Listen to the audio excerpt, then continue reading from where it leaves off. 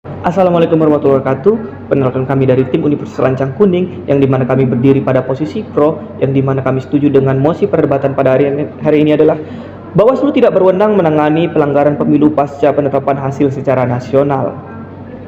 Bawaslu adalah lembaga yang berwenang melakukan pengawasan pelanggaran pemilu, yang dimana hal tersebut juga diatur dalam Undang-Undang Nomor 7 Tahun 2017 Pasal 95 tentang pemilu, yang dimana hal tersebut berisi tentang Bawaslu berhak menerima dan menindaklanjuti terhadap laporan-laporan pelanggaran pada saat pemilu.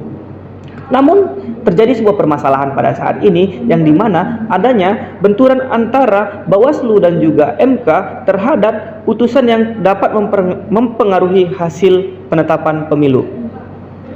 Dewan Juri yang terhormat, perbuatan pelanggaran dalam pemilu adalah perbuatan yang bertentangan, melanggar, dan tidak sesuai dengan peraturan perundang-undangan tentang pemilu.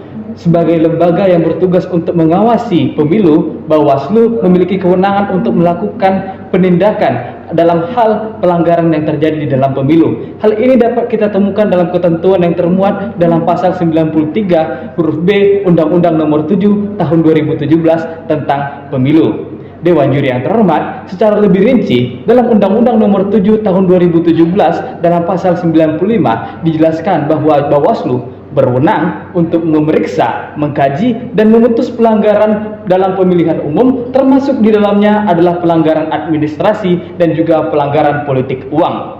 Dewan Juri yang terhormat, dalam hal Bawaslu berwenang untuk memutus pelanggaran hasil pemilu, dapat kita lihat bahwa di sini Bawaslu berhak untuk menentukan bahwa dalam suatu pemilihan umum terdapat pelanggaran-pelanggaran yang ada di dalamnya. Namun yang terjadi permasalahan adalah ketika dalam putusan tersebut dapat mempengaruhi hasil yang telah ditetapkan oleh KPU. Dalam kenyataannya, Dewan Juri yang terhormat, akan terjadi benturan seperti apa yang disampaikan oleh pembicara pertama kami tadi, bahwa benturan yang terjadi adalah benturan dengan Mahkamah Konstitusi, di mana Mahkamah Konstitusi memiliki kewenangan untuk memutus sengketa hasil pemilu, seperti yang tertuang dalam Undang-Undang Dasar 1945 Pasal 24C huruf ayat 1, di mana dikatakan bahwa Mahkamah Konstitusi berwenang untuk mengadili pada tingkat pertama dan terakhir dalam hal salah satunya adalah sengketa hasil pemilu. Tentunya akan terjadi benturan, dan ternyata di sini melalui kewenangan yang dimiliki oleh Mahkamah Konstitusi terjadi pembatasan bahwa hanya Mahkamah Konstitusi lah yang dapat mengubah hasil putusan penetapan KPU tanpa adanya hak kewenangan lembaga lain.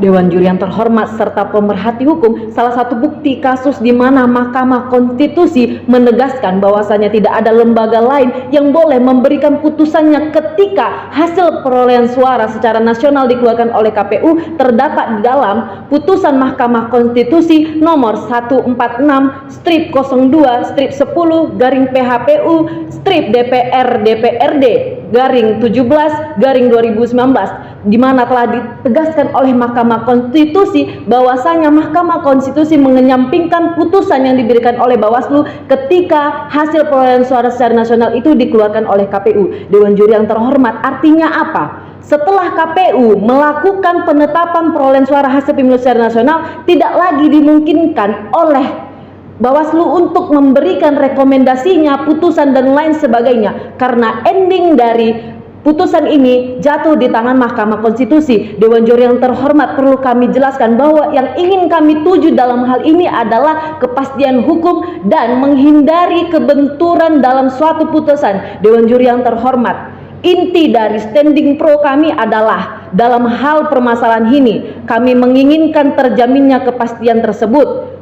Tentunya harus dibarengi dengan ketentuan hukum yang menjamin kejelasan kewenangan tiap lembaga. Selain itu, kami menginginkan sebuah integritas dari suatu pemilu itu sendiri, dan kami menginginkan suatu smart mekanisme dalam pemilu ini. Dewan Juri yang terhormat, inilah kami tim pro dalam mosi perdebatan kali ini. Terima kasih.